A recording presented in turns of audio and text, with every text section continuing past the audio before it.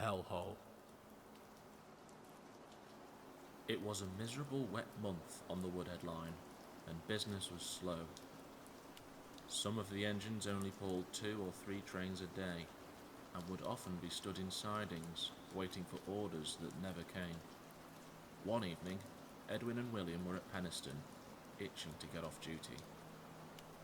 William, on the S&D, did the older engines used to tell you ghost stories? Of course. Why do you ask? Well, I was just thinking.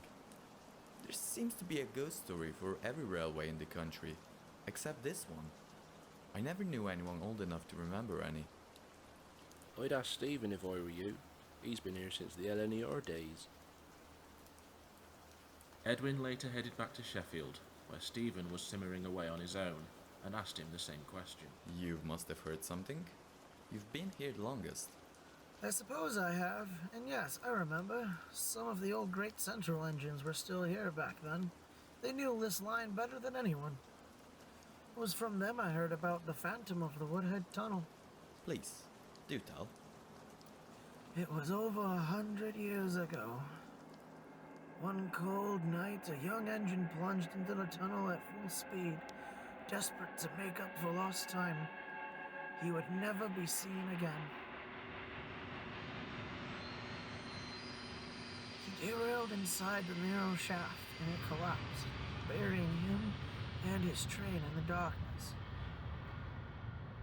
Over the next few weeks, the rescue crews couldn't even get near the wreckage, so it was decided that the area would be bricked over and a new shaft was cut alongside. You'll notice how much wider the cutting is before you hit the tunnel. The official version of events states that the section collapsed due to poor brickwork and would be repaired in a matter of months. It took a whole year, but nothing was mentioned about the train, buried alive and sealed inside. You mean it's still in there?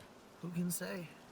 But the legend goes, if you venture down the tunnel on a cold, full moon night, you can hear it whistling into the dark, trying to reach the other side.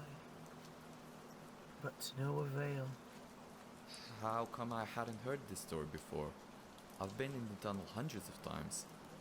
I guess the story died out with the last of the old engines. Maybe next time you're down there, have a listen for yourself. Stephen soon got off to sleep, but Edwin was restless. Hours passed, and he was still awake, spooked. Nemo, do you think there's an engine trapped in there? I really don't know, Ed. Those tunnels have had a lot of work done to them over the years. Just go to sleep already. The next morning, Nemo went to pick up a train from the steelworks, whilst Edwin continued questioning Stephen, until Dave appeared. Mr. Solomon's compliments, Edwin. You're on passenger duty today. Right then. See you later. Oh, I thought he'd never leave. He's kept me up half the night, asking me about the ghost in the tunnel. He's never heard of it. Oh, a trapped engine? One of the old boys mentioned that. I reckon it's just a folk tale. Well, whether it's true or not, it spooked him rotten, I dare say. Edwin took on passenger duties for the next 2 days, finding out as much as he could about the legend, but to no avail. Some people knew of the story, but no one could provide any details. It was just a legend, right? One evening he was at Sheffield, taking on coal and water, and hoped for a rest.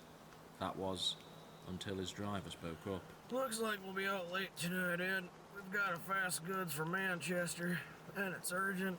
His heart sank as he set eyes on the vans and wagons lined up on the siding. Typical. Days of nothing and then it's manic all at once. We need the work, lad. Best get it done. Edwin set off into the night, setting a brisk pace as always. It was a very cold night, and as the lights of the city faded into the distance, Stephen's story began to play on his mind again. He knew he would have to pass through the tunnel soon, and this made him slightly uneasy.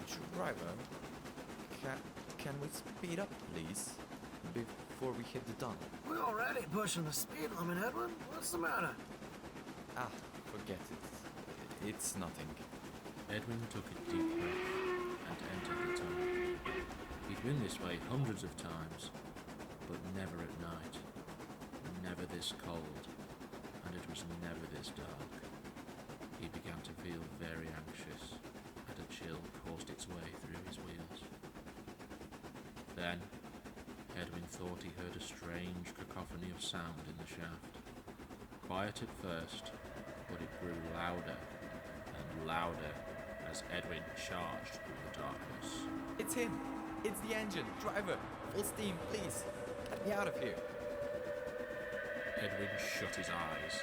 The sound filled the chamber, drowning out his exhaust, and seemed to fill his smoke box with a shrieking, piercing terror. And then... What the bloody hell is wrong with you, Edwin? Sorry. It's nothing. Edwin carried on, out of the cutting and onward up the line. He concluded that whatever happened in that tunnel was all in his smoke box, wasn't it?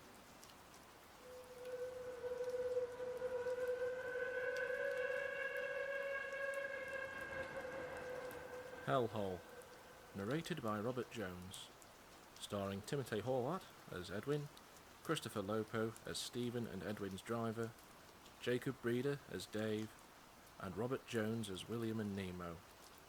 Hellhole is a Woodhead Line series story written and edited by Robert Jones.